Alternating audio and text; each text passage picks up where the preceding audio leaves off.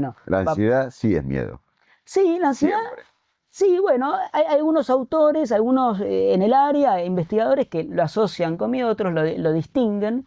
Algunos distinguen que la ansiedad es algo más difuso y que el miedo es algo más específico. Pero ¿sí? el TOC no se asocia en el 40% de los casos con miedo. En el 40% de los casos, los pacientes con TOC no tienen miedo.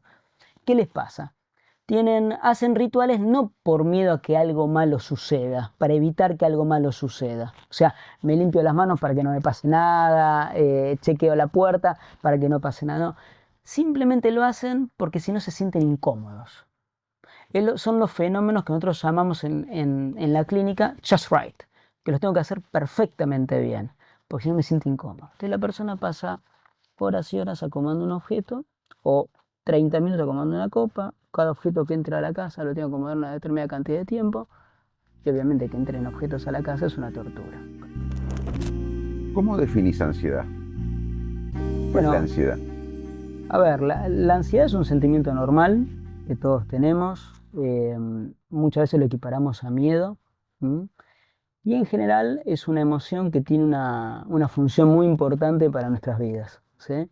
Nos permite estar en alerta, nos permite, justamente tiene una gran importancia en nuestra capacidad de supervivencia, de poder sobrevivir. Por eso ansiedad y miedo están asociadas a un comportamiento que creo que todos usamos y es la evitación.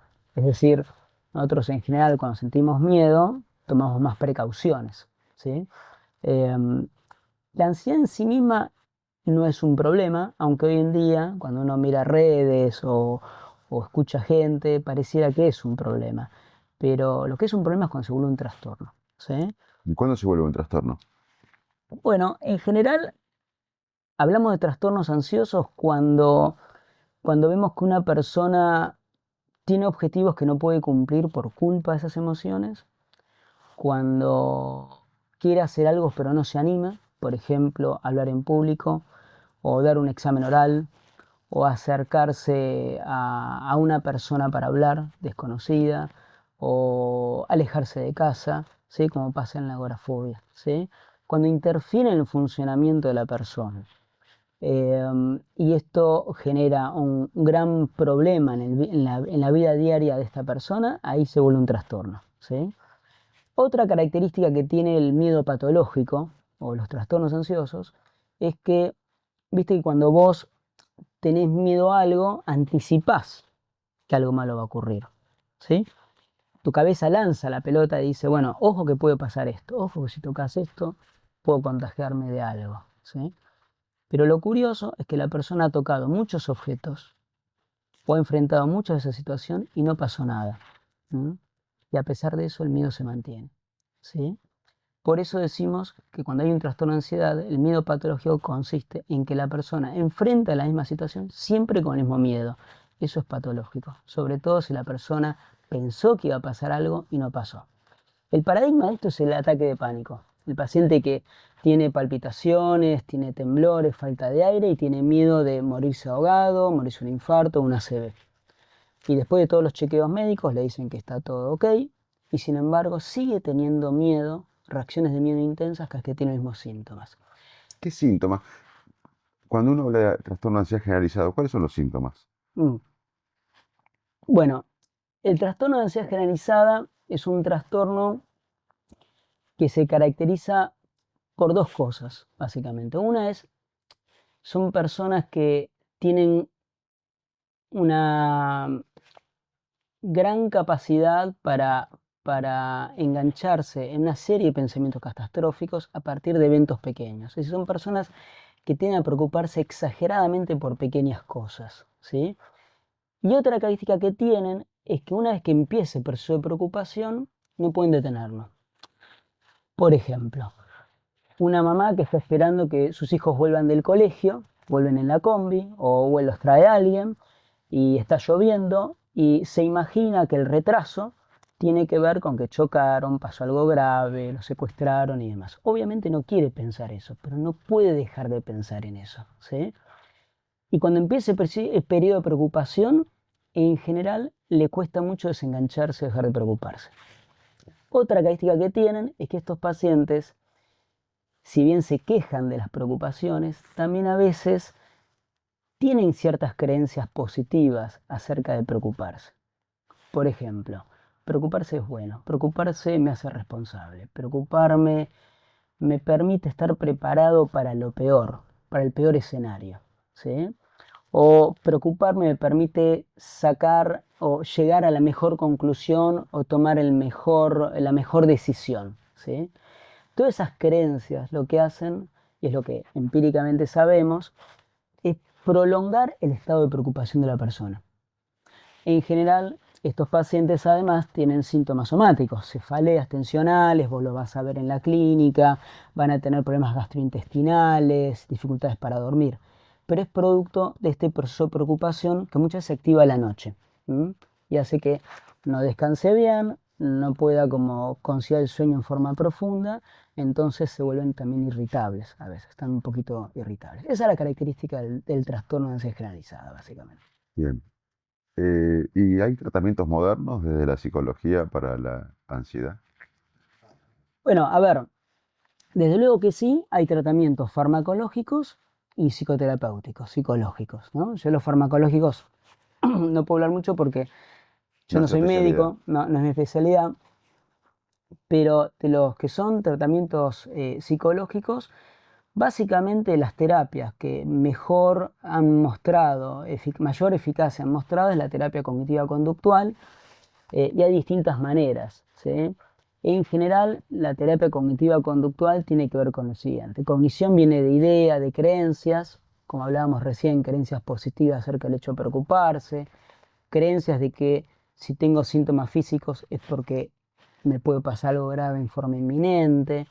Entonces, la terapia cognitiva lo que busca es ayudar al paciente a revisar esas creencias un poquito más de cerca, ¿sí? Y en la medida en que las empieza a revisar, ya sea por charlas con el terapeuta y estrategias que hemos desarrollado a lo largo de muchos años, también el paciente empieza a modificar su forma de sentir y de actuar también. Por ejemplo, una forma de testear nuestras creencias no es solamente hablando, también es haciendo cosas. No sé si te ha pasado alguna vez que vos creías algo acerca de vos mismo, hiciste algo y te diste cuenta que eras más capaz. O quizás menos. Bueno, puede pasar, puede pasar, puede pasar. ¿Te ha pasado algo así? No sé. ¿No? Ah, ok. Pero, viste que en general cuando se tratan de miedos, en general uno tiene o inseguridades, si querés llamarlo en términos coloquiales, a veces puede pasar que uno dice, bueno, no sé si voy a ser capaz de dar este examen, no sé si voy a ser capaz de hacer amigos, no sé si voy a ser capaz de dominar este miedo que me asalta cuando estoy solo y tengo un ataque de pánico. Bueno, no lo sé. En general, como estos pacientes se anotan en la peor opción, tienen un sesgo en la forma de verse a sí mismos o ver ciertas situaciones, en general el pensamiento que tienen es tan catastrófico que cuando enfrentan la situación de una forma determinada, empiezan a aprender que quizás no era tan terrible como pensaban, ¿sí? Hasta incluso llegan a pensar que era mucho más fácil de lo que inicialmente anticipaban. Es decir, las técnicas de exposición que son muy usadas en los trastornos ansiosos justamente asisten al paciente en forma muy contundente para testear las ideas, ¿sí? No es lo mismo que vos sepas que algo lo podés hacer que verte a vos mismo y sentir que lo estás haciendo y lo estás dominando. Una cosa es pensarlo acá mientras lo estamos charlando, por ejemplo, que podés hacer un podcast, ¿sí? Y otra cosa es hacerlo. Al hacerlo, vos estás testeando más tus ideas, ¿sí? Y estás construyendo tu autoestima también. Por eso muchas cosas que pasan en los trastornos ansiosos es que conviven con trastornos depresivos, con depresión, con baja autoestima, con síntomas de desgano, porque no hay nada más que puede entristecer más a un paciente que saber que puede hacerlo pero que no se anima. Eso hace daño a la autoestima. Por eso la evitación, cuando el paciente evita, no solo siente alivio, también baja la autoestima. ¿Cuán frecuente es todo esto en el mundo actual? Bueno, es una pregunta muy importante porque cuando miramos los últimos estudios epidemiológicos, aproximadamente, si tomamos la vida de las personas, ¿no? A lo largo de la vida, se considera que a un poco más de un tercio va a sufrir un trastorno de ansiedad. ¿Sí? Un poco más de un tercio. Es enorme la cantidad de gente. Ahora bien, bajo el rubro de trastorno de ansiedad hay distintos tipos de trastornos de ansiedad. O sea, trastorno de ansiedad es el nombre que lleva este grupo de trastornos. Trastorno de ansiedad generalizada es una forma, trastorno de pánico, agorafobia, fobias específicas como fobia a los insectos, animales, fobia social o trastorno de ansiedad social, que es muy prevalente, TOC, el famoso TOC, que hoy está en la boca de todos, ¿sí? Y el trastorno por estrés postraumático.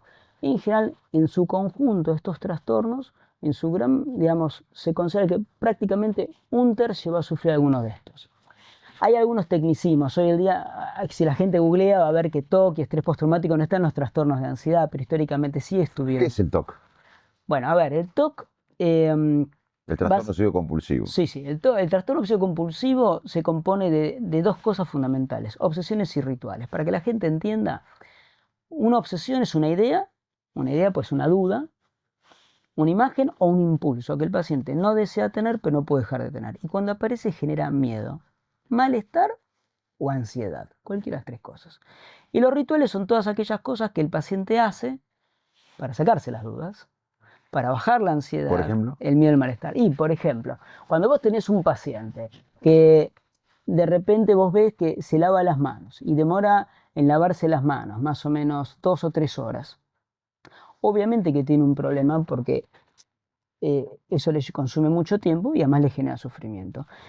Lo más probable es que no se esté lavando las manos. Lo que está haciendo es sacarse las dudas de que quizás no se lavó lo suficientemente bien, de que quizás tiene algún germen, o está sucio, o está imperfectamente limpio.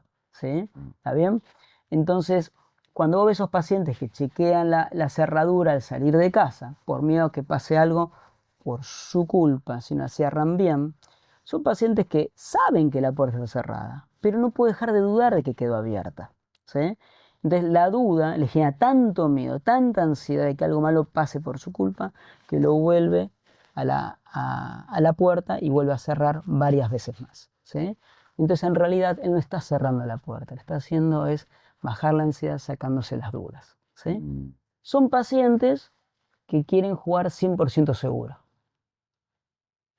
Y vos sabés que jugar 100% seguro es un problema. ¿Sí? No sé si, bueno, nos hemos visto en la época apenas post-COVID, cuando se abrió un poquito la pandemia, y viste que hay gente que se ufanaba de decir, bueno, tengo el método exacto para que el COVID no entre a mi casa. Sí, quizás era bastante perfecto, aún así seguramente alguna duda habrá tenido que podía entrar el COVID a su casa. El problema es que al jugar 100% seguro, lo más probable es que esa persona pague un costo muy alto. ¿Cuál es? No salir con amigos, pelearse con los familiares porque no hacen lo que él quiere y no siguen el método que él quiere de lavado o de precaución para que eso no suceda, pelearse con los hijos porque ven a los amigos. Bueno, entonces jugar 100% seguro en general tiene un costo muy alto. Esa es una característica que tiene el TOC y tiene los trastornos de ansiedad. Por eso muchos pacientes con TOC, algunos lo habrán visto, tienen características perfeccionistas. ¿Sí? Y la perfección tiene mucho que ver con no querer tener la más mínima duda de que eso pueda pasar. ¿Sí? Todos tenemos un ejemplo, un momento dijimos, bueno, yo esto no quiero que pase en mi vida. Y jugás seguro. Y tu señora te habrá dicho, ¿no es demasiado? Pero para vos es importante y te da miedo que eso pueda ocurrir. El problema es cuando eso se lleva al extremo y ya genera una discusión permanente, una alteración de la vida cotidiana, la persona ya no sale a trabajar, ya no atiende más pacientes en presencial porque le da miedo, etcétera, etcétera, etcétera. ¿Sí? No toma el más mínimo riesgo. El TOC tiene una particularidad de que hay distintos tipos de TOC. Hay una cosa que la gente no sabe pero que es importante. El 40% de los pacientes con TOC no tiene miedo. ¿Sí? La gente asocia el TOC con miedos. ¿Sí? Bueno, la ansiedad sí es miedo. Sí, la ansiedad. Siempre. Sí, bueno, hay algunos autores, algunos en el área, investigadores que lo asocian con miedo, otros lo distinguen. Algunos distinguen que la ansiedad es algo más difuso y que el miedo es algo más específico. Pero ¿sí? el TOC no se asocia en el 40% de los casos con miedo. En el 40% de los casos los pacientes con TOC no tienen miedo. ¿Qué les pasa? Hacen rituales no por miedo a que algo malo suceda, para evitar que algo malo suceda. O sea, me limpio las manos para que no me pase nada, chequeo la puerta para que no pase nada. No. Simplemente lo hacen porque si no se sienten incómodos.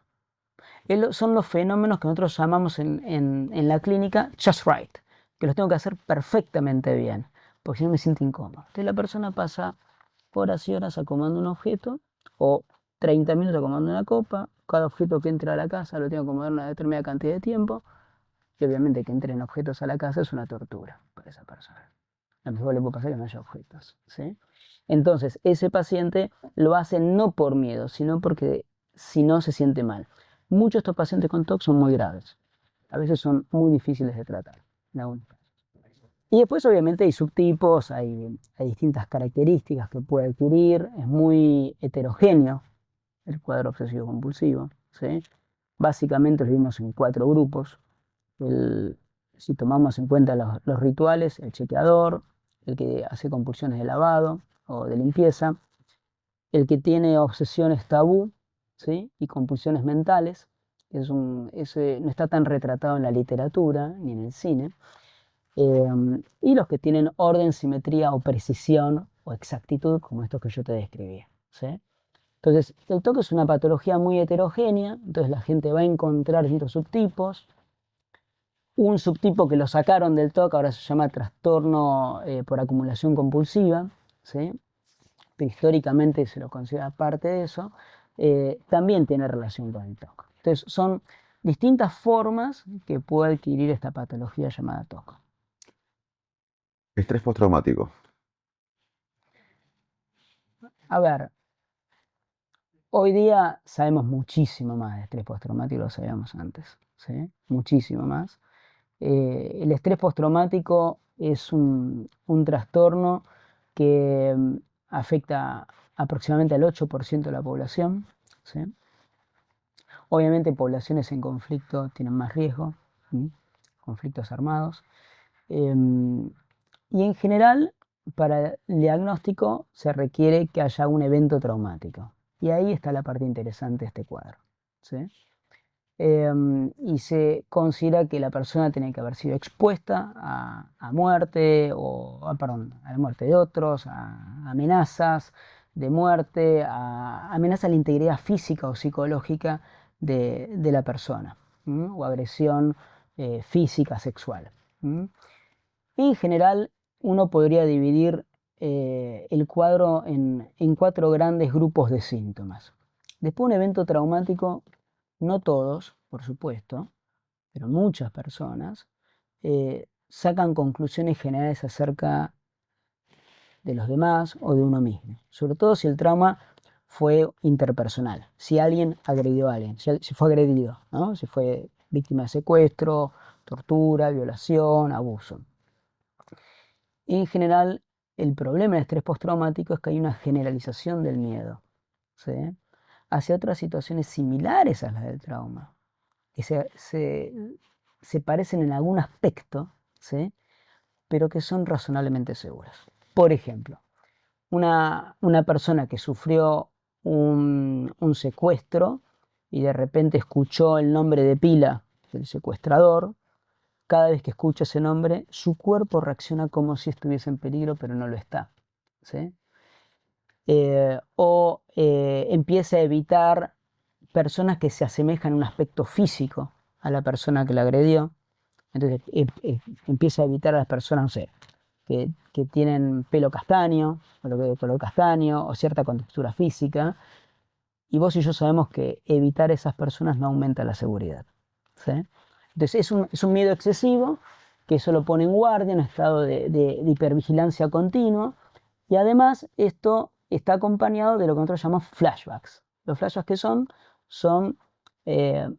síntomas de reexperimentación. La persona tiene recuerdos tan intensos, tan vívidos, que por un instante siente que está ahí. Entonces eso hace que estos pacientes tengan miedo a recordar, miedo a hablar, y por eso muchas veces no consultan, porque tienen miedo a conectarse con las emociones que producen esos recuerdos y sentirse de vuelta un ratito ahí, ¿sí? En estrés postraumático hay una línea muy interesante hoy en día, que es lo que se llama bullying, ¿sí? Muy, muy importante. El bullying, ¿Podés explayarte en bullying? sí, claro, claro. Hay distintas formas de bullying, ¿sí? El bullying es algo que en términos de su relación con el estrés postraumático recién ahora se está empezando a estudiar un poquito más, ¿sí?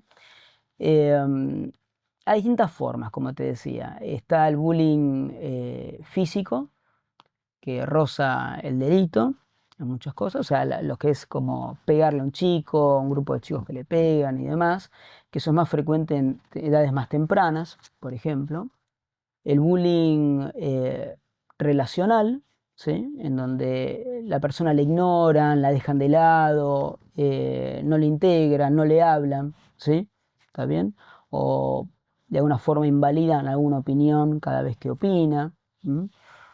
Y está el bullying reputacional, que es muy frecuente, que son, el relacional y el reputacional son más frecuentes en, en etapas más tardías de la adolescencia, por ejemplo, adultez. Reputacional puede ser que lo llamen nombres a espaldas de la persona, que se burlen en redes, y tiene como efecto, digamos, en la persona muchas veces el desarrollo de una imagen muy negativa de sí misma, ¿sí? La persona. El bullying a veces puede ser precursor del trastorno de ansiedad social. Hay un estudio, vos que sos muy investigador, te gustan los papers y demás, de Anne Hackman, de la gente de Oxford, que identificó por primera vez cómo hay pacientes que al sufrir bullying desarrollan un trastorno de ansiedad social o una fobia social. Para que la gente entienda, la fobia social consiste en un temor muy intenso a ser evaluado negativamente, a ser el papelón, a ser burlado, a ser poco interesante y rechazado por los demás, ¿sí? Miedo a que me muestre cómo soy y los demás me rechazan, ¿Qué ¿sí? puede hacer la familia con un adolescente con bullying? Porque es bulleado. Bueno, No sé cómo se dice, bulleado, está bien. sí, sí, sí, no sé, no sabría, podemos inventar acá. Mirá que hoy se inventa cada término, rileado, cualquier cosa. Bueno, Bueno, pero como, ¿qué? más allá de que eh, uno tiene que consultar a un especialista como vos en todos los temas que hablamos, me interesa ahora en el bullying, sobre todo, qué hace la familia, qué hace los padres con alguien con bullying, con un Bueno, adolescente.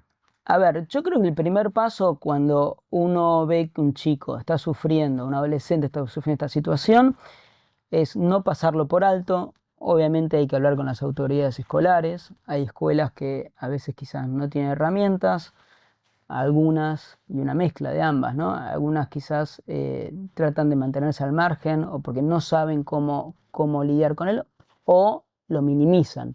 Mm. Lo ven como algo, bueno, es parte de lo que sucede en la adolescencia. Entonces a veces minimizan la situación. Yo creo que el primer paso que puede hacer la familia es obviamente acercarse al establecimiento escolar, ¿sí?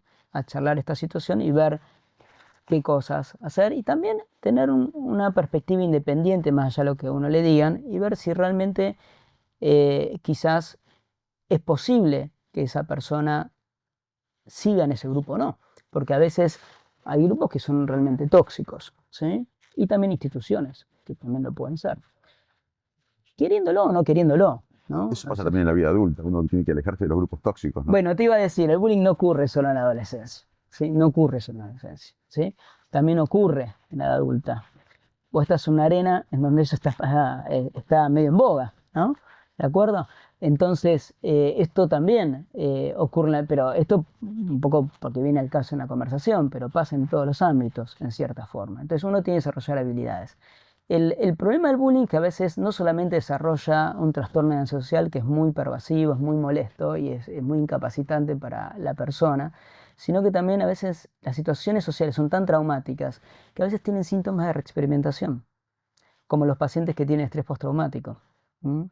Entonces, lo interesante de esto es que en los últimos años, el grupo de Oxford, el grupo de Londres, que desarrolló el tratamiento más eficaz de la ansiedad social, incorporaron elementos del tratamiento de estrés postraumático en el tratamiento de aquellas personas que se presentan con ansiedad social y tienen estas experiencias socialmente traumáticas y las tratan también como si fuera parte del estrés postraumático, como parte del estrés postraumático. Y de hecho, hay literatura cada vez más firme que muestra que estos pacientes, ¿sí?, que sufren bullying, aproximadamente 37-38% cumplen criterios para fobia social y para estrés postraumático. Es algo muy reciente, es un grupo de investigadores muy sutil, muy interesante, Anka Eklers y David M. Clark, de la gente de Londres ahora, que han desarrollado toda esta línea de investigación. Entonces yo creo que el bullying tomado como evento traumático o evento de invalidación, ¿sí?, es una invalidación importante para el individuo, tiene un efecto directo muchas veces en la autoestima de la persona, en cómo creo que me ven los demás. Y el paciente desarrolla creencias globales y negativas acerca de cómo creo que van a reaccionar los demás si yo digo lo que pienso, si me muestro como soy. Un tema central en la adolescencia, Facundo. Genial. Hablamos de ansiedad, hablamos de TOC, de trastorno obsesivo compulsivo, hablamos de bullying, hablamos de estrés postraumático. ¿Hay algo que no hablamos de tu expertise más específico? Bueno, a ver, no sé, podemos hablar todo el día, creo vos y yo. Quizás un tema que puede ser de interés a la gente es el tema del duelo, ¿sí? Me interesa mucho. Digo, pues son fenómenos muy frecuentes. O sea, la muerte es algo que eh, es inevitable y todos vamos a estar expuestos a la pérdida de un ser querido, ¿sí? ¿Y por qué es importante? Porque hace muy poquito se reconoció por primera vez el trastorno por duelo prolongado en la nosología psiquiátrica. ¿Más ¿Sí? de cuánto tiempo? Mira, esto viene desde el 2000, 2001, que el grupo de Pittsburgh, ahora en la Universidad de Columbia, empezó a investigar las reacciones de duelo prolongado, ¿sí?, o complicado lo llaman entonces, hasta, creo que fue el 2023, la última revisión del DSM-5. Recién ahora tenemos una categoría diagnóstica más o menos consensuada entre todos los grupos que investigaron qué les pasa a aquellos que pierden un ser querido y quedan mal Toda la durante vida. muchos años. Exacto. Es decir, no estamos hablando del duelo Normal. normal que dura un evento. tiempo y demás. Estamos hablando de ese 10% que queda enfermo después de la pérdida de un ser querido. 10% es más o menos 45 millones de habitantes, de personas en el mundo, ¿sí? Casi equivalente a la población nuestra, ¿sí? ¿De acuerdo? Que quedan enfermos con O síntomas sea de que el duelo. duelo es normal, pero si se prolonga por mucho, mucho tiempo, se habla de duelo patológico. Sí, bueno, esta es una polémica crucial porque históricamente había un grupo que sostenía, no, es un tema cualitativo, es decir, no, es un tema cuantitativo. Es decir, y hoy primó esta idea de que lo que determina que sea patológico es que pasen más de 12 meses en donde el paciente siga añorando estar con la persona fallecida y sobre todo presenta conductas de evitación muy importantes, ¿sí? Por ejemplo, estos pacientes sienten un dolor muy intenso, tienen miedo a perder el control si empiezan a pensar en la persona fallecida. Y todo lo que les recuerde que la persona no está más les genera un profundo dolor. Entonces evitan esas circunstancias, evitan conversaciones con amigos para que no les pregunten, ¿sí? Evitan escuchar cierta música que les recuerda a ellos. No porque puedan tener flashbacks nada más, sino también porque los conecta con la idea de que no está, ¿sí? Evitan ver fotos a veces. Otros buscan ver fotos, pero es lo mismo. Porque cuando ven las fotos, en realidad están intentando conectarse con la persona para evitar el dolor de no estar con él, ¿sí? Y después, como no lo logran, se sienten mal. El duelo prolongado, por último, un tema importante, es mucho más frecuente en aquellos que pierden seres queridos en contextos inesperados o violentos. Inesperado suicidio, violentos una entradera, una salidera bancaria, ¿sí? O un asalto en la calle, en algún lugar, ¿sí? Esos tienen un riesgo muchísimo más elevado de sufrir duelo prolongado. Pero también aquellos que tienen un paciente enfermo, un familiar enfermo, que después de una convalecencia larga, uno diría, pero era esperable el resultado. La persona no era esperable, no era esperable. Y tiene un impacto muy grande. Entonces a veces tienen síntomas similares a los de estrés postraumático, pero son un poco distintos porque la pérdida, sabemos que es irreparable, y a veces con la pérdida se van otras cosas. Se va estatus social, porque era el médico del pueblo, y era el que conectaba a la familia con la sociedad, y el prestigio de eso, pérdida de estatus económico, cambio de roles, pues los roles que se repartían ahora cambian, ¿sí? Entonces, el tema del duelo es un tema muy importante porque todos estamos expuestos a eso, lamentablemente, querramos o no querramos, y por suerte hoy en día, digamos, los tratamientos que son para estrés postraumático se adaptaron para el duelo en muy buenos resultados, sabiendo que quizás el duelo de un hijo o de un hermano son los más difíciles de superar. Muchas gracias. Por favor.